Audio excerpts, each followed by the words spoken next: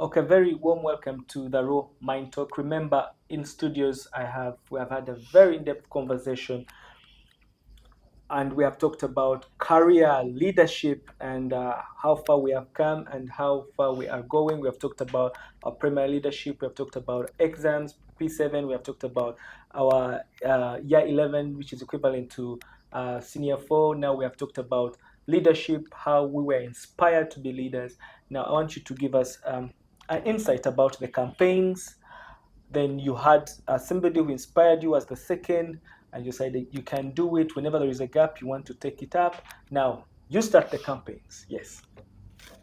Yeah, so my campaign experience was rather a positive one, because as I said, due to the economics award, I had a lot of attention from multiple people around the school. So for me to go and campaign, it was like them seeing a familiar face, and familiar in the sense that this is someone they can trust due to their track record of achievements. So one thing that campaigns taught me is that, like, no matter how much of an upper hand you have, nothing good ever comes easy. Because I had a lot of, let's say, negative comments that would at times drag me back down. For example, there are some people who had a mentality that they can't vote a female into power, especially as president, that being the biggest position on the student council. I had people say that whenever I would be campaigning. They never believed in you. They thought you couldn't make Exactly. it. And the fact that they would tie such beliefs unto just the fact that I'm a female, like nothing else. Not the fact that I don't deserve it, or let's say someone else could be more deserving, or not even a comparison of skills or track record of achievement, but just based off the fact that I was a female. So I feel like that was the single most hindering factor during my campaign, because there was actually a point, it was during open campaigns, and despite the fact that it did look like I had the upper hand, and a lot of people would mention that it looked like I had the upper hand and I was like fan favorite to win it, there would still be, there was one specific time when someone approached me and told me that it was just like a rumor that they made themselves, and they were basically saying that um, the last time a guild president was a female, they didn't like it in the administration, so they're looking at a way to make sure it never happens again. So despite how much of a fan favorite you are, you can't win it because you're a female. Like, not because I'm undeserving or I'm not responsible or I'm not trustworthy, but because I'm a female. And mind you, this was something that was false and made up, because in the end, ironically, after them telling me this, on the day of the day they announced the new cabinet, it turned out to be that the deputy speaker, the speaker, vice president, and guild president were all females. So it Wow. was very ironic Mm. that they said that the last time a guild president was female, they didn't like it, so they're gonna make sure it never happens again. Mind you, this was something completely false, and it was just a weapon formed against me, but the weapons formed It against me need shan't prevail. prosper. Yeah. So it really taught me that nothing good ever comes easy, because it was such a stressful period, because despite having the upper hand, there were still so many forces trying to pull you back. Mm. But that's just like a life lesson, let's say, on resilience, that even if you're pulled back 1,000 times, as long as you find your way back Persevere. onto the track, Yes. Yes. endure through all the problems, through all the obstacles, and just make sure you reach your goal. So yeah, How many were you we were five contesting? aspirants How for many guild boys? president. Two boys, Two boys, three three girls. girls. Yeah. What was the landmark, or what was the theme for your campaign? Like, what was you in your manifesto? Um, if you know me, then I always speak on influencing the Yes, future the future generation to generation. become True. the best version of themselves possible. So that's what my manifesto was built on. Surprisingly, it wasn't even built around, let's say, anything feminism related, Mm. or the fact that there's never been as many guild presidents that are females. I just stuck to the fact that I've achieved so much thanks to the opportunities that Vieana gave me. And this is something that I want to replicate for the future generations by, first of all, being the best influence possible to the younger generation.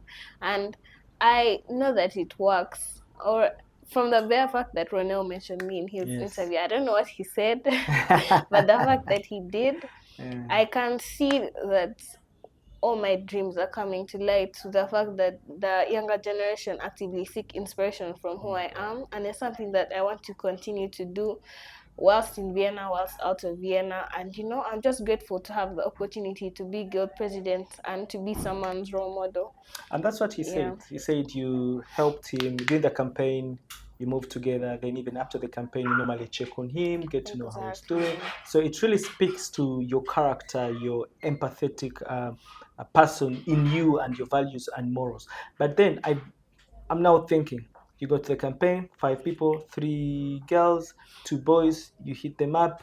Your campaign was really tailor made for influencing and making people better. Now, I want you to tell me what are some of, in your leadership journey, what have you learned now? Because you became a leader then now you've become a leader now. What are some of the things you are learning that somebody out there who's watching us may be like, okay, I know? Because you're telling us that nothing comes easily. Absolutely, Mm. nothing comes easily. But for you who's already there, what are some of the things that you have learned along the way before we go to the challenges that you faced? So, in terms of leadership, what I've learned is genuinely something that I like to share all the time, because I've developed so much as an individual in ways that I never saw coming. Because now, let's say I like to give an example even from the beginning of my success. When I was giving the speech, acceptance speech for my Econ Award, I think it was my first time speaking in public, and it was very intimidating, and I had zero experience whatsoever. But right now, as we speak, I can do public speech, and I'm I not can scared I of it. can see you I'm and not hear scared of you how anything. articulate you are. Exactly. There's no doubt. So there's been so much that you can gain from leadership, and it's something that I always tell people in hopes that they pick up leadership as well. Because I said when I just joined Vienna, I was someone who was really reserved, and I was so intimidated by leadership and anything. And now the fact that I hold the biggest position on the Yeah. student council means that there was a drastic change in my character and how I perceive different things. So I decided to pick out the benefits of leadership. We have so many mentorship programs at school, especially for the guild Leaders, cabinets, yeah. and we had organizations like Young African Leaders Forum that would take us out for like retreats, and they would come and do like an induction and basically teach us the different ways of leadership, because leadership has multiple aspects to Absolutely. it. Yeah. Absolutely. And we're a team of people, but they can be different characters. I'm within a leader. Like someone could be more of a dictator.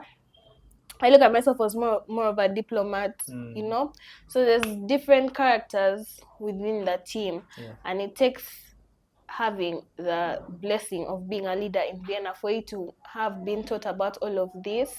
I learned how to do public speech. I learned how to do problem solving, team building, which builds your ability to work with other people to solve problems.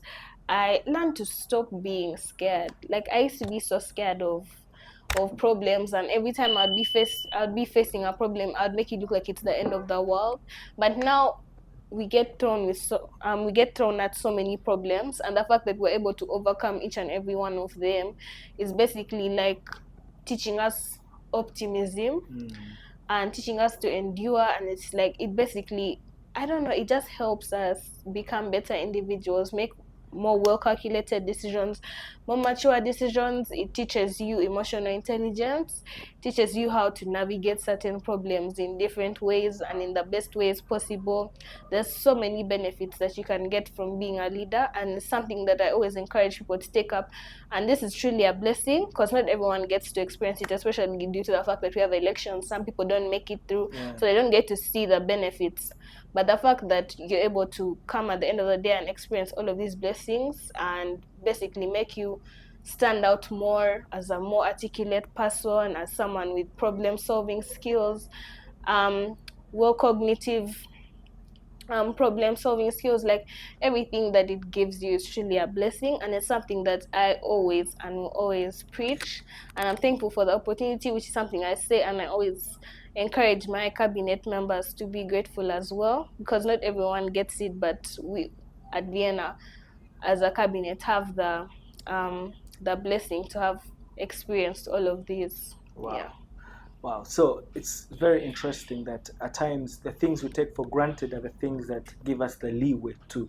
And for me, when you talk about being able to have these skills and even knowing your own personality or your type of leadership is very important, because often in time we want to be everything, as they say, a jack of all trades and a master of nothing. So knowing your trade and knowing your leadership style is very important, because it will help you pick other people who may not have the same style, but together you collaborate and make your leadership very impactful. So I want you to speak to the audience now, to that young girl, to that woman who's out there who believes that women don't have their seats on the table, because you have broken the odds. You have stood out, you've made your records, you've achieved so far what you've achieved, and there is somebody out there who's even 50 or 60 or 70 or even 10 years who really feels that I cannot do it. So I want you to look straight at them out there and tell them your drive, and give them that courage that even when they're feeling so low, they'll remember, you know what, Rena told me this. So my advice to each and everyone, no matter how old, no matter how young out there, no matter how many obstacles life throws at you, endurance is key. The blessing of resilience is something that you should hold on to permanently. And to the women, to the girls, most of the time we find ourselves in scenarios where we only have ourselves and no one out there to push us to be better. So be cautious of who you make your role models, because that's a big determinant of who you become. Be very cautious of your priorities. Be very cautious of your lifestyle, your choices, and work to gain maturity and emotional intelligence in everything that you're doing. Make sure all your decisions are well calculated. Don't rush into everything. And trust God. And I believe that all of you will do great. The sky is really the limit. Wow. The sky is really the limit, and trust in God. I won't be surprised, and I'm going to keep watching the space, that one day,